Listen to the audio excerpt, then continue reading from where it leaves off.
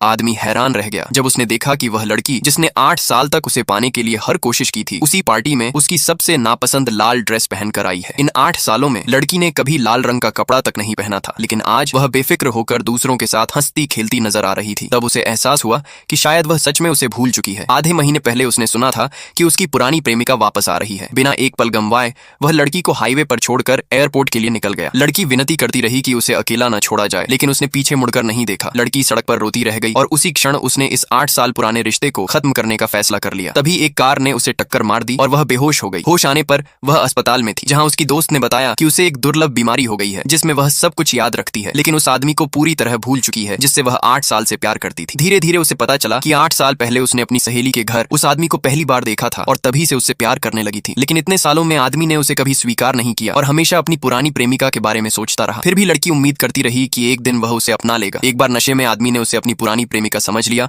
और उसी गलतफहमी में उसके साथ रिश्ता बना लिया। उसकी सहेली ने उसकी याददाश्त लौटाने के लिए उसका फोन दिखाया, जिसमें हर जगह उसी आदमी की तस्वीरें और उससे जुड़ी यादें भरी हुई थीं। यह देखकर लड़की को एहसास हुआ कि वह पहले खुद को कितना कम समझती थी, लेकिन वह चाहकर भी उसे याद नहीं कर पा रही थी। यादें भले ही गायब थीं, लेकिन दिल में हल्का दर्द बना हुआ था। जब उसकी सहेली ने इलाज जारी रखने के बारे में पूछा तो उसने मना कर दिया। उसका मानना था कि यादें लौटेंगी तो सिर्फ दर्द ही देंगी।